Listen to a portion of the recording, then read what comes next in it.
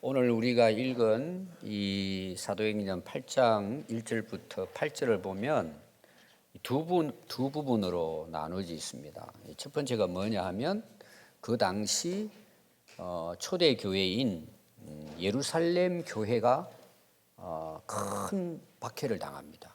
큰 핍박을 당합니다. 핍박을 당하니까 성도들이 여러 곳으로 이제 흩어지게 됩니다. 그럼 또 하나는 뭐냐 그러면 그 흩어진 사람들이 그 흩어진 그 곳에 가가지고 이제 사마리아 성이라고 나와요. 사마리아는 유대 지역의 바로 위쪽입니다. 이 유대 나라, 그 다음에 사마리아, 그 위가 이제 갈릴리. 그래서 사마리아 지역은 유대인들이 안 가요. 거기는 이제 이방인이다. 상종을 안 했습니다. 그러니까 핍박받은 우리 그리스도인들이 이제 사마리아 쪽으로 이제 피난을 간 거죠. 살기 위해서. 오늘 말하면 이제 이사를 간 거예요. 죽이니까 예수 믿으면. 근데 그곳에 가가지고 그들이 뭘 했을까요?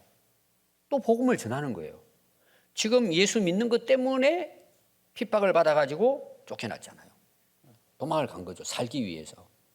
거기 가서 그냥 편안히 지낸 게 아니고 거기 가서 또 복음을 전하는 거예요. 그런데 어떤 결과가 일어났을까요? 믿는 사람이 일어나고 병자들이 치료를 받고 또 그 사마리아 성 모든 사람들에게 기쁨이 임했다. 큰 핍박이 있는데 그 핍박을 피해서 간 사람이 복음을 전했는데 그곳에는 기쁨이 넘쳤다는 거죠. 복음이라는 말의 뜻이 뭘까요? 기쁜 소식이에요. 우리가 예수님을 전하는 것은 그걸 듣는 사람에게는 기쁨이 되는 거예요. 왜 기쁨이 될까요, 여러분? 우리가 이제 예수 믿게 됐잖아요. 첫 번째 여러분 기쁨이 뭘까요? 죄 사함이에요. 우리가 죄 때문에 죽는단 말이에요. 멸망당하고. 죄로부터 구원이에요. 용서를 받는 거죠. 또 하나가 뭘까요? 영생을 얻는 거예요. 여러분 오래 살고 싶어 하잖아요.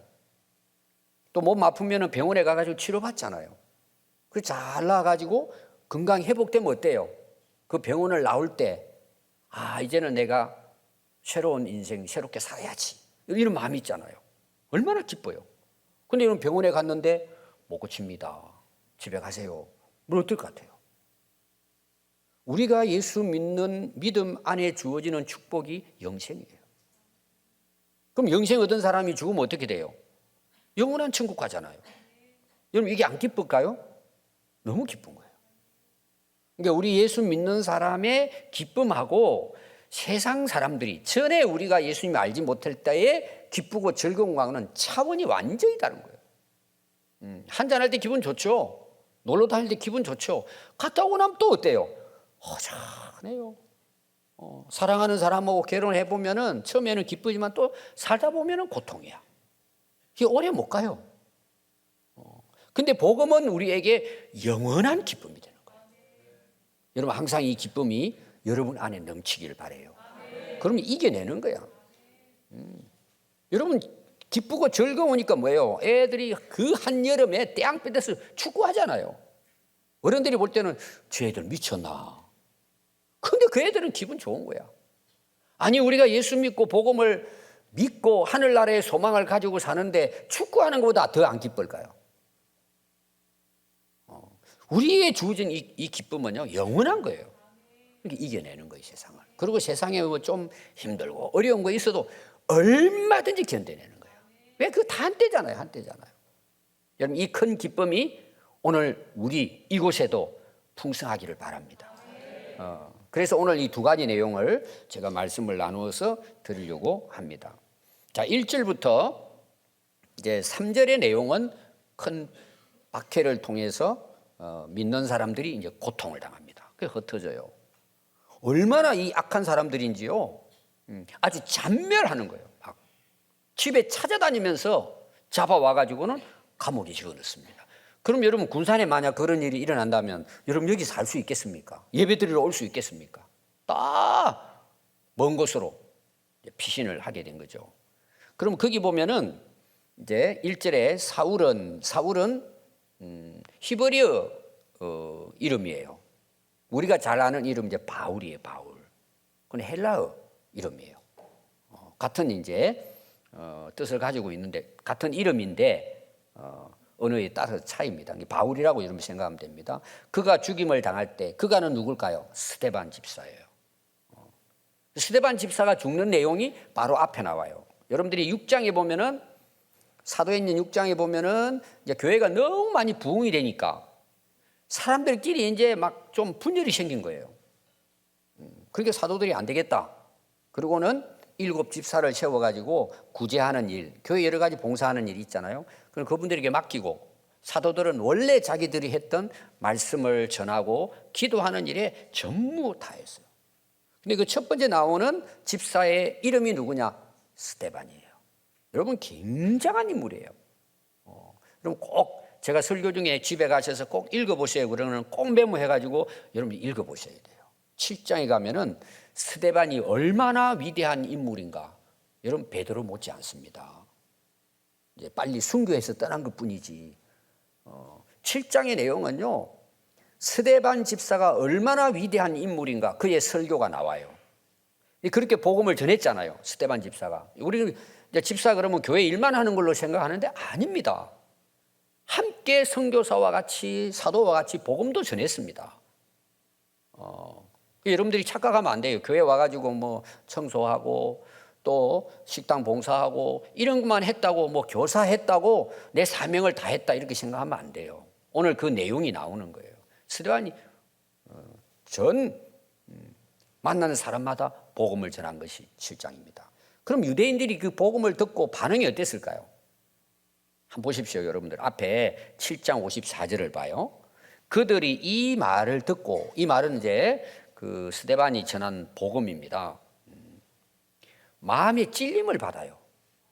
여러분 우리가 말씀을 들을 때 내 마음의 말씀이 탁 이렇게 주어지잖아요. 그리고 또 찔림 받는다는 말은 뭘까요? 아, 내가 잘못한 거에 대해서 말씀이 나를 딱 알려주는 거예요. 그럼 우리가 몰랐는데 아, 내가 이렇게 잘못된 죄를 짓고 살았구나. 이 마음이 찔림을 받은 거예요. 그러면 찔림을 받으면 우리가 보통 어떻게 해야 돼요? 회개해야 맞잖아요. 근데 이들이 어떻게 할까요? 유대인들이 그를 향하여 이를 갈았어요. 오늘 제가 설교하는데 혹시 이를 갈 수 있는 사람도 있을지 몰라요. 왜 맨날 저 말을 할까? 회개하라고 주시는 말씀인데 여러분 이게 얼마나 복인지 몰라요. 병원에 갔는데요. 병명을 모르겠대. 그래서 서울에 제일 좋은 대학병원 가가지고 갔더니 모른대. 그럼 어떻게 할 거예요? 근데 어느 유명한 병원을 딱 갔더니 별거 아닙니다. 이거 드시고 일주일만 지나면 다 끝납니다. 근데 진짜 일주일 먹었더니 끝나버린 거예요. 그럼 여러분 마음이 어때요? 얼마나 기뻐요. 여러분 우리 인생도 똑같아요. 하나님 말씀이 내 안에 딱 들어오잖아요. 당신 지금 이 문제 해결되면 끝나는 거야. 인생 회복되는 거야. 영생 얻는 거야. 여러분 기뻐요 안 기뻐요? 여러분 찔림을 받아야 되는 거예요. 찔림을 안 받는다는 것은 그 이미 영혼과 마음이 굳어 있다는 내용이야. 무슨 말을 해도 안 들리는 거야. 근데 이들은 유대인들은 찔림 받았잖아요. 다시 말하면 앞에 나오는 복음을 듣고 와 내가 이렇게 잘못 믿고 있었구나. 이걸 지금 깨달았단 말이에요. 찔림을 받았으니까. 이거 하나님 주시는 은혜잖아요. 그런데 이를 갈았어요. 저놈 봐라. 아, 우리를 갖다가 죄인이라고 지적하네? 그리고는 어떻게 했느냐 하면은요. 이를 갈면서 스데반이 성령 충만하여 하늘을 우러러 주목하여 하나님의 영광과 예수님께서 하나님 우편에 서신 것을 보고 그들에게 말하는 거예요. 이를 간다는 건 죽이겠다는 거예요. 그러면서 보라 하늘이 열리고 인자가 하나님의 우편에 서신 것을 내가 지금 보고 있다는 거예요. 내가 지금 하는 말은 하나님께서 지금 하시는 말씀이라는 거예요. 그들이 큰 소리를 지르며 회개했을까요? 57절 보세요. 어떻게 했죠? 귀를 갖다 손가락 2개를 끼워가지고 귀를 막아버려요. 안 듣는 거예요. 또 이를 갈고 그 다음에는 안 듣고 어떻게 일제히 그에게 달려들어서 성 밖으로 내치고 돌로 쳐서 죽인 거예요. 희망이 없는 사람들이에요. 그럼 귀 막으면 안 돼요. 열어야 돼요, 여러분들이. 그걸 내 마음으로 그 말씀을 받아들여야 됩니다. 근데 거기 보면 오늘 이제 스데반이 순교당한 이유가 나와요. 왜 고난을 당하고 왜 우리가 스데반을 순교자라고 하느냐? 첫 순교자가 스데반입니다. 예루살렘 교회 첫 교회에. 그럼 여러분 스데반이 복음을 전하고 이런 그 죽임을 당할 때 여러분 스데반이 어떻게 한 줄 아세요? 그 아래에 보면 나옵니다. 59절에 보면 그들이 돌로 스데반을 치니 스데반이 부르짖어 이르되 기도하는 거예요. 하나님 앞에 돌을 맞아 죽어가면서 주 예수여 내 영혼을 받아주십시오. 여러분 예수님의 십자가의 기도를 스데반도 했어요. 또 60절에 보면 무릎을 꿇고 크게 불러 이르되 주님 이 죄를 그들에게 돌리지 마십시오 하고 순교합니다. 예수님이 하신 똑같은 기도를 하는 거예요. 저들을 하늘에서 벼락이 내려가지고 다 죽여주세요. 우리 같으면 그런 마음이 들잖아요. 내가 좋은 일을 했는데 자기를 죽인단 말이에요. 그런데도 스데반은 저들은 저들의 죄를 몰라서 이렇게 합니다. 저들을 불쌍히 여겨주시고 구원해 주세요 하고 순교한 거예요. 그럼 왜 여러분 말이 그렇지 순교라는 게 여러분 쉽지 않잖아요. 돌에 맞아 죽어가면서 이 기도를 한다는 거 여러분 이게 왜 가능할까요? 가능한 이유가 거기 나와요. 이미 스데반은 믿음을 가지고 있었지만 오늘 거기 55절 10절에 보면 성경 충만했어요. 성령이 내 안에 충만했어요. 또 하늘을 우러러 주목했어요. 하늘을 바라봤어요. 여러분 윤동주 씨의 서시가 나오죠. 그 시집의 첫 번째 나오는 게 서시예요. 그 서시의 첫 구절이 뭐냐? 내가 죽을 때까지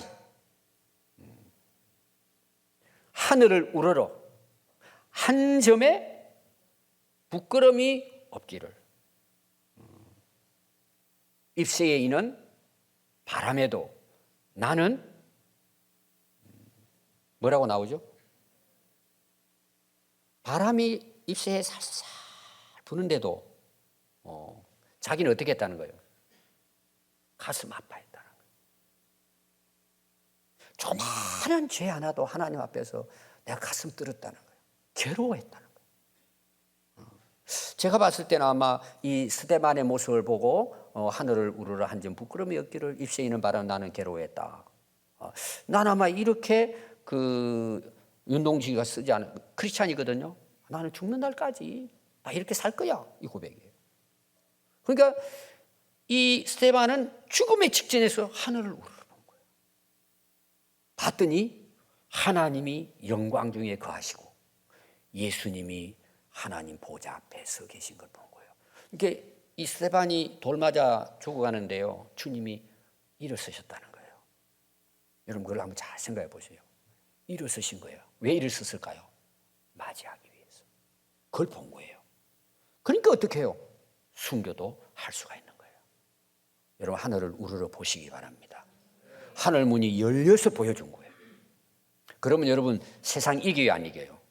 이길 수 있어요. 복음 당당하게 전할 수 있어요. 이게 바로 스데반의 모습이에요. 결국 이제 스데반이 죽습니다. 그래서 오늘 8장에 보면 사울이 그가 죽임을 당함을 마땅히 여기더라. 사울은 바울입니다. 예수 믿기 전에 바울이에요. 아니 사람을 죽이는데 앞잡이 있어요. 원래 바울이. 근데 우리가 예수님을 교회를 다녀도 제대로 안 믿으면요 꼭 사람들을 괴롭힙니다. 교회 안에서도 사람을 살려야 되는데 죽이는데 박수 쳐요. 찬성해요. 여러분 이게 한두 군데 나오는 게 아닙니다. 원래 이제 바울이 그랬다는 걸 간증하면서 이걸 이야기합니다. 바울이 사도행전 22장 20절에 보면 내가 옛날 이런 사람이었다고 이제 간증합니다. 주의 정인 스데반이 피를 흘릴 때 내가 곁에 서서 찬성하며 죽이라고 했다는 거예요. 자기가. 과거에 자기 이런 사람이라는 거예요. 또 사도행전 26장 10절에 보면 예루살렘에서 이런 일을 행하여 대제사장의 권한을 받아가지고 많은 성도들을 감옥에 집어넣고 죽일 때에 찬성 투표를 한 자라는 거예요. 여러분 잘못된 것, 악한 일에 대해서는 찬성 투표하면 안 돼요. 똑같은 사람이에요. 내 생명이 좀 위험하고 내가 다른 사람부터 소외를 당한다 할지라도 악한 일에 대해서는 반대를 해야 합니다. 총선이 곧 다가옵니다. 여러분 투표 잘하셔야 합니다. 정말 훌륭한 사람, 그런 사람 없으면 차선책으로 내 친구니까 집안이니까 하지 말고 옳은 일에 찬성하시기 바랍니다. 거기에 잘못된 것에 악한 것에 찬성하면 똑같은 사람입니다. 그게 나라를 살리는 길입니다. 또 우리가 훌륭한 사람을 위해서도 기도해야 합니다. 그럼 투표 잘해야 됩니다. 그런데 바울은 원래 옛날에 어떤 사람이에요? 사람 죽이는데 투표한 사람. 자기 과거를 전도하면 그 이야기를 했습니다. 그래서 이 스데반의 이 죽음으로 말미암아 예루살렘 교회에는 큰 박해가 일어났어요. 그래서 사도들 외에는 많은 성도들이 유대와 사마리아 모든 지방으로 흩어져 버렸습니다. 살아나야 되니까. 거기 보면 흩어진 사람들 이렇게 나와요. 살아남아야 되잖아요. 뭐 도망쳤다는 의미보다도 피신한 거죠. 피신을 해서 사마리아 지역으로 그들이 이제 옮겨지게 됩니다. 그럼 그곳에 가서 그들이 뭘 했을까요? 내가 그리스도인이니까 가는 곳곳마다 그리스도를 전하는 거예요. 복음을 전하는 것입니다. 그래서 그 흩어진 사람들이 그 흩어진 곳에서 복음을 전파하게 됩니다. 그래서 이 흩어진 사람이라는 걸 여기 이제 기록을 하고 있는데 왜 여기 이 기록이 있는가? 왜 핍박이 일어났는데 하나님께서 막아주지 않으시고 흩어지게 하셨을까? 그는 흩어진 곳에서 복음 전하는 거예요. 거기에 대해서 잠시 제가 말씀을 드리겠습니다. 우리가 마가복음 1장 17절에 보면 예수님이 제자들을 부르시는 내용이 나와요. 그러면서 너희들 나를 따라와라. 왜 따라오라 그랬을까요? 내가 너희를 사람을 낚는 어부가 되도록 하겠다는 거예요. 제자들은 그것 때문에 일단 따른 거예요. 근데 실제로 제자들의 삶을 보면 여기는 관심이 없어요. 사람 낚는 어부는 관심이 없어요. 어디에 관심이 있었을까요? 예수님이 이스라엘 왕으로 오르시면 우리는 한자리 해야 되겠다는 거예요. 그게 목표예요.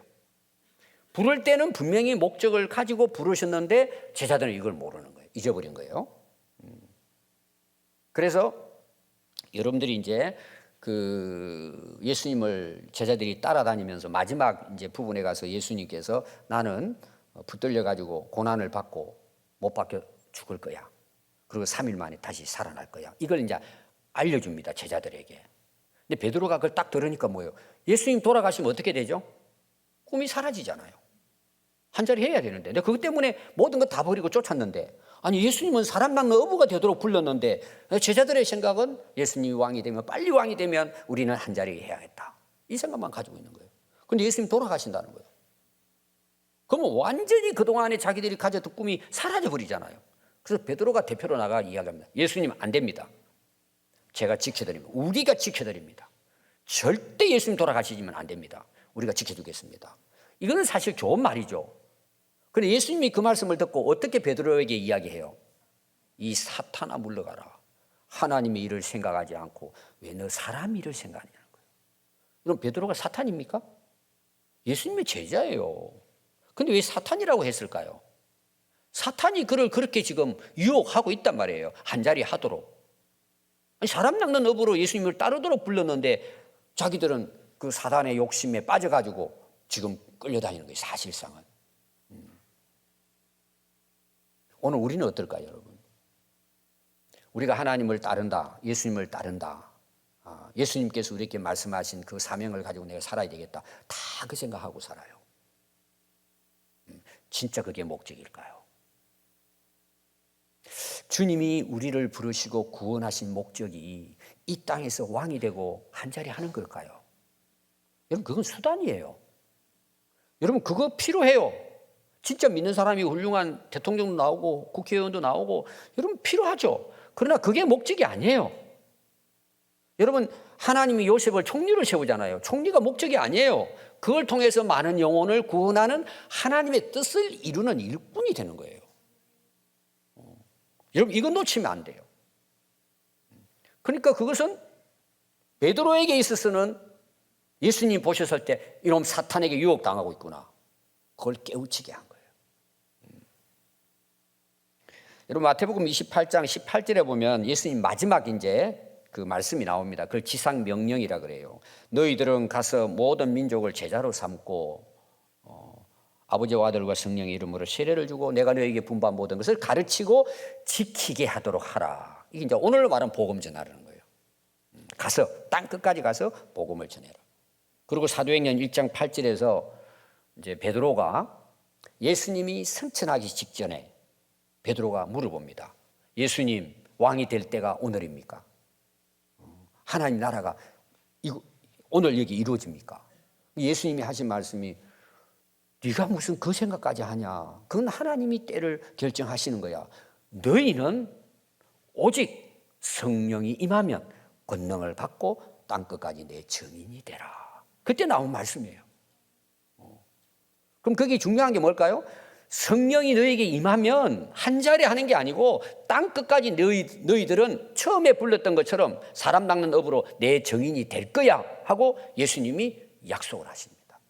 그때 이제 그들이 기도하는 가운데 2장에 가면은 그들이 다 성령 충만을 받고 누가 앞서서 복음을 전할까요? 베드로가 앞서서 복음을 전합니다. 그게 2장 28절부터 나와요. 베드로가 그리스도를 증거하게 됩니다. 이 패역한 세대에 구원을 받아라. 예수 믿고 죄 사함을 받으라. 복음을 전합니다. 그게 이제 그들이 부름받은 사명이잖아요. 그랬더니 세례받은 사람이 그 한 번 설교를 했는데 세례받은 사람이 몇 사람이었다고 성경 기록할까요? 3,000명이에요. 오늘 말하면요, 진짜 3만 명이 되는 거예요. 엄청난 숫자예요. 유대인들에게 그 핍박하고 죽이려고 하는 그 유대인들이 3,000명이 회개하고 하나님께 돌아왔어요. 얼마나 놀랐을까요? 또 사도행전 5장 12절에 보면요, 큰 무리가 예수님을 믿었다고 나와요. 큰 무리가 헤아릴 수 없었다는 거예요. 또 사도행전 6장 1절에 보면요, 그때에 더 많은 제자가 일어난 거예요. 그리고 제자의 수가 심히 더하였더라. 계속해서 예루살렘 초대교회가 부흥하고 부흥되는 역사가 일어났어요. 그리고 오늘 그 8장의 내용이 스데반이 순교를 당한 후에 초대교회인 예루살렘 교회에 큰 핍박이 난 거예요. 교회는 부흥이 되는데 그럼 하나님께서 교회가 부흥이 되면 그걸 살려가지고 핍박을 막아가지고 계속해서 예루살렘 교회가 부흥되도록 하셔야 맞잖아요. 근데 큰 박해가 일어나는데 하나님은 내버려 두신 거예요. 왜 내버려 두셨을까요? 오늘 설교의 흐름은 이 흐름을 따라갑니다. 한번 생각해 보세요. 하나님 전능하신데 복음을 전하고 교회가 계속해서 부흥되는데 죽이려고 하는 핍박하는 자들을 물리치지 아니하시고 내버려 두신 거예요. 그러니까 성도들이 다 흩어지게 됐단 말이에요. 왜 그럴까요, 여러분? 이들은 사도행전 1장 8절의 말씀을 또 잊어버린 거예요. 망각한 거예요. 교회가 부흥되고 좋으니까 얼마나 좋아요. 여러분들 셀 리더들 이제 자주 우리가 이야기하는 거잖아요. 막 엄청 부흥되는 거예요. 그러니까 안 떠난대, 다른 셀로. 또 목사님이 또 배가 이게 분열시키니까 적당히 모이제 또 적당히. 아니 배가 번식을 위해 셀이 있는데 셀이 세포잖아요. 생명력이 넘치면은 아니 여러분 농사 짓는데 수확이 갈수록 많아져야 돼요? 적어져야 돼요? 많아져야죠. 여러분 그렇게 하면서 왜 셀은 야 적당히 모여 우리 흩어지면 안 돼 우리끼리 그리고 어떤 사람은 다른 셀로 옮기면 나 셀 모임 안 합니다 이런 사람도 있어요. 왜 그런 일이 일어나요? 지금 모르는 거예요. 말씀을 우리끼리 좋은 거예요. 우리끼리. 그래서 핍박이 일어날 때 하나님이 허락하신 거예요. 왜? 그 말씀이 이루어지도록. 그러니까 흩어지니까 어떻게 돼요? 사마리아 성에 가서 복음을 전하니까 믿는 자들이 일어나게 되고 그 성에 기쁨이 넘친 거예요. 그때 그들이 알았을 거예요. 비록 우리는 박해를 받고 참 그 도시에서 우리가 떠나왔지만 하나님은 이렇게 역사하시는구나. 그 말씀이 정말 우리를 통해 이루어지고 있구나. 이걸 깨달은 거예요. 아마 그들에게는 굉장한 은혜가 됐을 거라고 믿습니다. 여러분들이 신앙생활 하다 보면 힘들고 어려울 때가 있습니다. 고난이 있을 때도 있습니다. 아니 내가 원치 않았는데 왜 자꾸 내게 이런 일이 일어날까? 어떤 분이 이런 경우도 있습니다. 너무 힘드니까 또 이사를 가요. 그게 못 사는 거예요. 힘들어가지고. 또 어떤 경우는 직장도 옮겨요. 근데 우리는 자꾸 거기에만 탓을 하는 거예요. 여러분 하나님의 계획이 거기에 없을까? 내가 진짜 그리스도인이라면 거듭났다면 여러분 거기에 하나님이 그거를 지켜주지 아니하시고 허락하시는 이유가 있지 않을까요? 오늘 여러분 이 부분을 잘 생각하셔야 될 정말 중요한 내용이에요. 거기는 하나님의 계획과 뜻이 있는 거예요. 여러분 뭘 것 같아요? 주님의 복음은 계속해서 땅끝까지 전파되기를 원하시는 거예요. 그럼 그게 나하고 무슨 상관이에요? 여러분 상관이 없어요? 우리가 그리스도인인데 우리가 그 복음의 사명을 가진 사명자들인데 거기에 하나님의 계획이 없을까요? 사람의 생각만 하고 자기 일만 생각하기 때문에 탓을 하는 거예요. 하나님 왜 이렇게 하십니까? 여러분 요셉을 한번 보십시오. 하나님이 큰 꿈을 줬습니다. 꿈을 가지고 형들한테 이야기를 했더니 형들이 야 동생 대단하다. 우리 힘써 도와줄게. 기도해 줄게 한 게 아니고 미워합니다. 그리고 나중에는 요셉을 잡아가지고 구덩이에 죽이라고 빠뜨려 버립니다. 그게 양심의 가책이 되니까 건져내가지고는 애굽의 종으로 팔아버립니다. 동생을 애굽 가가지고 죽으라고 고생합니다. 요셉이 어린 나이에 종살이를 합니다. 그래도 열심히 해요. 억울함을 당해가지고 감옥까지 가요. 여러분 내가 잘못한 게 없는데 감옥에서 여러분 고생한다고 생각해봐요. 어떤 대부분 생각할 것 같아요. 나 나가면 가만 안 둘 거야. 막 복수심에 꼭 안 갚으면 말 거야. 그러면서 막 이를 갈고 이를 갈고.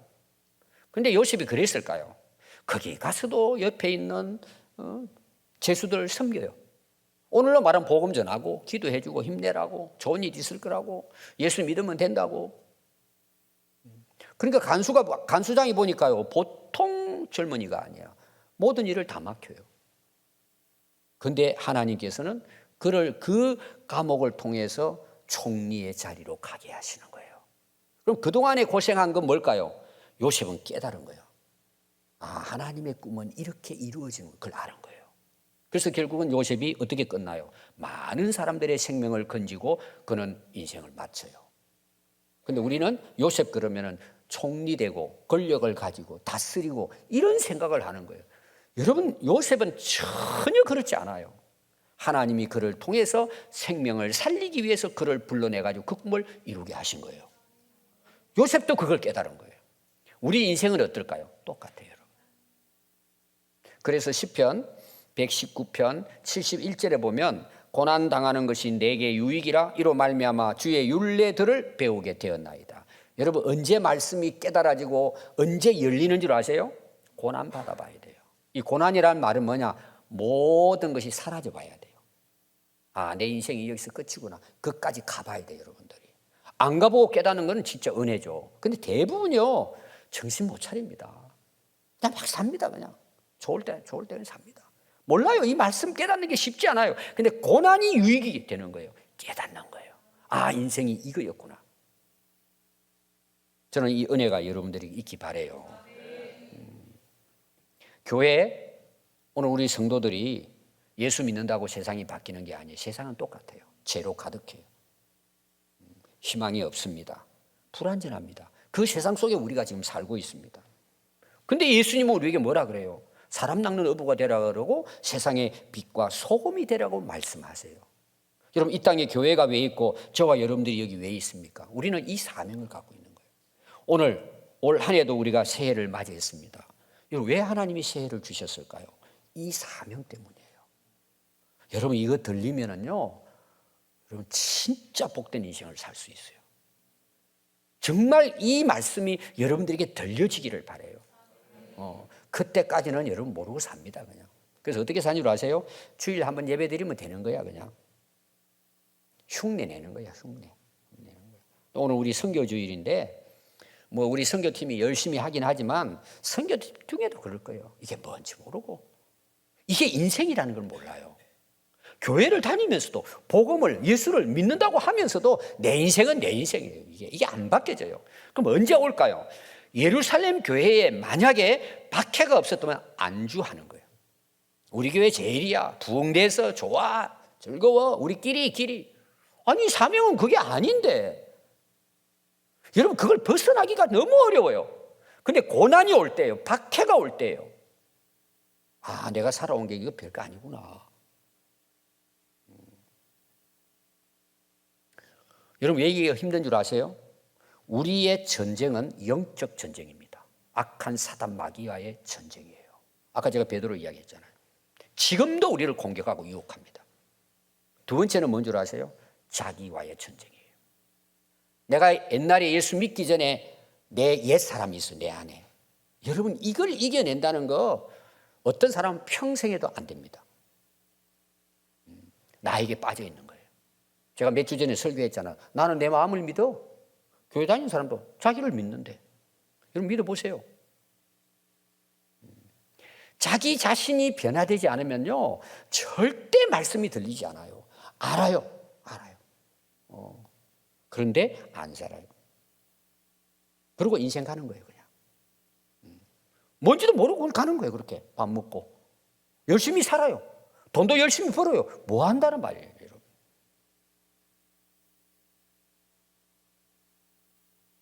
예수님이 복음을 전한 중심지가 갈릴리 호수였습니다. 갈릴리 호수는 지금도 고기가 넘쳐납니다. 2000년 전이나 지금이나. 왜 그럼 갈릴리 호수에는 고기가 많이 살까요? 물이 굉장히 맑습니다. 그 위에 물줄기를 올라가면은 헬몬산이 나옵니다. 헬몬산. 이스라엘의 가장 높은 산입니다. 우리나라의 가장 높은 산은 무슨 산이죠? 한자도 나오고 백자도 나오고 백두산입니다. 한라산보다 한 1000m 가까이 높을 거예요. 백두산보다 70m 높은 것이 헬몬산이에요. 한 8410m 정도 될 거예요. 백두산은 2744m인가 아마 그럴 거예요. 어마어마하게 높은 산이에요. 거기는 막 겨울에요 눈이 쌓여 있습니다. 얼음 산이에요. 그래가 여름이 되고 봄이 되면 살살 녹고 그 물이 내려오고 내려와서 갈릴리 호수에 이게 고이는 거예요. 그러니까 거기는 항상 물이 살아 있어요. 그리고 또 요단강을 거쳐가지고 그 물을 흘려 내려 보내줘요 아래로. 그 요단강에도 넘쳐나는 거예요.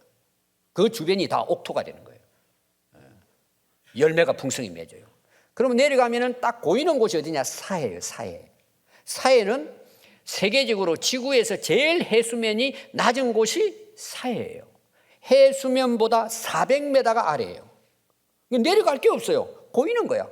오면 어서 오시오 그러고 그냥 고이는 거야. 그러니까 썩는 거예요. 거기는 물고기가 살 수가 없어요. 그러니까 막 소금바다예요, 소금바다. 여러분 우리 인생도 똑같습니다. 흘려 보내는 사람은요 항상 살아 있습니다. 근데 다 내 거야. 네 것도 내 거, 내 것도 내 것. 모든 것이 내 것이야. 그 사람은 썩습니다. 여러분 부자가 행복할 것 같죠? 흘려 보내지 않으면요 스스로 망합니다. 자기밖에 몰라요. 여러분들은 어떻습니까? 흘려 보냅니까? 여러분 우리 피 있죠? 피. 우리 몸의 몸무게의 8%가 피입니다. 혈액순환을 해야 돼요. 그래서 피가 돌아가면서 산소를 공급하고 영양분을 공급해 줍니다. 근데 가다가 딱 쌓이고 이제 노폐물이 생기잖아요. 쓰레기가, 찌꺼기가 생기죠. 그럼 또 피가 돌아가면서 그걸 배출해냅니다. 근데 순환이 안 되죠. 피가 찌꺼기가 생겼는데 그게 고이잖아요. 그게 딱딱해지잖아요. 그게 암이 되는 거예요. 그게 모든 질병의 근원이 되는 거예요. 피도 순환을 잘해야 돼요. 그래서 이런 뭐 하라 그래요? 운동하라 그러잖아요. 혈액순환이 중요하다 그러잖아요. 교회도 똑같아요, 여러분. 흘려왔으면 흘려보내야 돼요. 우리 성도들의 삶도 마찬가지예요. 은혜를 받았으면 그 은혜를 흘려보내야 돼요. 복음의 기쁜 소식이 내게 들어가면 그걸 또 다른 사람이 흘려보내면 내 안에 항상 넘쳐나는 거예요. 그래서 나를 통해서 많은 사람들이 생명이 살아나게 되고 그들에게 기쁨이 증거가 되는 거예요. 얼마나 멋있는 인생을 살아갈 수 있습니까? 여러분 인생은 어떻게 살기를 원하십니까? 그래서 예루살렘 교회가 이 박해를 통해서 어떤 역사가 일어날까요? 사마리아에 복음이 증거되죠. 거기 빌립이 나옵니다. 여러분 빌립도 정말 훌륭한 인물입니다. 여러분 이번 주 정말 7장부터 시작해가지고 스데반과 빌립에 대한 집사에 대한 이야기 읽어보십시오. 우리 집사님, 권사님들, 장로님 계신데 목사도 마찬가지고 그 사람보다 못해요 우리가. 한번 보세요 여러분 그게. 정말 은혜가 됩니다. 그들이 이제 복음을 전하니까 안디옥으로 올라가잖아요. 시리아 안디옥. 거기에서 우리가 지금 갈라디아서 에베소서 공부했잖아요. 소아시아 터키 지역 복음 지나가잖아요. 그걸 넘어가지고 빌립보로 가잖아요. 거기에서 또 고린도로 내려가잖아요. 로마까지. 복음이 서구 미국으로 해가지고 중국, 뭐 일본, 한국까지 복음이 들어온 거예요. 여기까지 흘러내려온 거예요. 그 복음을 전한 선교사들의 생애를 보세요. 순교하는 생애였어요. 우리 군산에도 젠킨 선교사 지금 기념관을 짓고 있습니다. 뭐 우리 시비, 도비 나라에서 또 우리 교회들이 모아가지고 지금 건축을 하고 있습니다. 여러분들 그 선교사들은요 목숨을 걸고 여기까지. 여러분 여기까지 왜 와요? 사도행전 1장 8절 때문이에요. 땅 끝까지 내 증인이라 되라. 누가 여기까지 와요? 왔어요. 얼마 안 돼가지고 풍토병으로 자식들 다 죽은 우리 젠킨 선교사님도 그 자녀들이 순교합니다. 이 땅에 와서. 그렇게 해서 그들이 복음을 전해서 오늘 저와 여러분들이 이렇게 편안하게 오늘도 예배드리고 있는 것입니다. 지금도 그래서 우리 한국 교회도 세계 방방곡곡으로 선교사를 파송하고 있고 우리 교회에서도 일을 하고 있습니다. 그러면 선교는 꼭 외국에만 가야 될까요? 바로 내 가족이에요. 내 가정이 선교지예요. 내가 어떻게 살아야 될까요? 가정에서. 그리스도의 본이 돼야죠. 말만 한다고 됩니까? 우리 이웃이에요. 우리 군산시예요. 이걸 넘어가 전라북도로 나라로 해서 전 세계로 복음이 전거되어야 된단 말이에요. 그래서 예루살렘은 교회, 오늘 우리 교회 유대 나라, 그 다음에 사마리아 이웃 나라, 그리고 땅끝까지 내 증인 되는 거예요. 이게 교회의 사명이고 저와 여러분들의 사명이에요. 그러면 이 일을 누가 합니까? 어느 교회가 합니까? 이거를 누가 가고 누가 보냅니까? 저는 지금도 제 기도 마음속에는 하나님 오늘이라도 부르면 저는 갑니다. 항상 보따리를 쌀 각오를 하고 기도합니다. 근데 안 보내주시더라고요. 늘 하면 너는 선교 돕는 교회가 많지 않으니까 선교사를 보내는 일을 해라. 저는 그게 이제 양이 안 차가지고 지금 중국을 다니고 인도를 다니고 제자 훈련을 한 거예요. 근데 그들이 20년 정도 지나가니까 일꾼들이 돼가지고 교회를 세워 나가는 거예요. 그리고 이번에 우리 인도도 우리 선교팀들이 가는 거예요. 그 우리가 개척하고 여러분들이 그 주보에 나옵니다. 한 10개 교회가 나온다고 제가 그랬잖아요. 뭐 중국은 뭐 상당히 많고. 제가 이제 우리 고향교회에 한 장로님 몇 번 제가 간증을 했습니다. 명문대학을 나오시고 이제 중학교 교장 선생님까지 됐어요. 굉장히 똑똑한 장로님이시고 굉장히 이제 교회를 위해 봉사를 많이 하신 분입니다. 근데 갑자기 이제 간암이 걸린 거예요. 병원에 갔더니 말기라고 그냥 내려가라고. 그때는 뭐 의술이 뭐 좋지도 않았고. 그 장로님 알겠다 그러면 기도원 올라갔어요. 그 마산에 가면 무학산 기도원 옛날 주기철 목사님 기도했던 기도원이 있습니다. 그러니까 기도하는 거예요. 하나님 앞에. 그러자 성령의 불을 받은 거예요. 전에도 열심히 했지만 그러고는 회개하고 아들을 불러가지고 아들이 이제 제 한 해 후배인데 친동생처럼 지냅니다. 저한테 전화 와서 기도해 달라고 아버지가 교장 사직서 내고 봉고차 하나 이제 그 계약을 하고 성경을 뒤에다 싣고 오지 교회가 없는 곳에 다니면서 복음을 전하겠다고 하나님이 살려주시는 그 시간만큼은 이제 내가 복음만을 위해 살다 가겠다고 너무 아버지가 기뻐했다고 연락이 온 거예요. 그리고 한 달 정도 사시다가 떠났어요. 여러분 기회는 많이 오지 않습니다. 여러분 지금처럼 살다 가시겠습니까?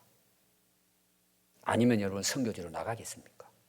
아니면 선교지에서 고군분투하는 생명을 걸고 복음을 전하는 그들의 후원자가 되고 그들을 기도하고 그들을 돕는 선교사가 되겠습니까? 로마서 10장 13절에 보면 누구든지 주의 이름을 부르는 자는 구원을 받으리라. 그런즉 그들이 믿지 아니하는 일을 어찌 부르리요? 듣지도 못한 일을 어찌 믿으리요? 전파하는 자가 없이 어찌 들으리요? 아니 복음을 전하면 예수 믿고 구원받는데 누가 가서 전하냐 말이에요. 또 15절에 보내심을 받지 아니하였으면 어찌 전파하리요? 누가 보내야 되잖아요. 그냥 맨몸 가지고 하는 게 아니잖아요. 보내는 선교사가 있어야 되잖아요. 기록된 바 아름답도다 좋은 소식을 전하는 자들이 발이여 함과 같으니라. 아름다운 인생이 된다는 거예요. 아름다운 발걸음이 된다는 거예요. 아름다운 교회가 된다는 거예요. 누가? 가고 보내는 성도, 교회가 정말 아름다운 성도, 아름다운 인생, 아름다운 교회가 된다는 거예요. 여러분 남은 인생을 하나님 주신 이 새로운 삶을 우리가 올해 어떻게 살기를 원하십니까? 우리 한번 기도하겠습니다.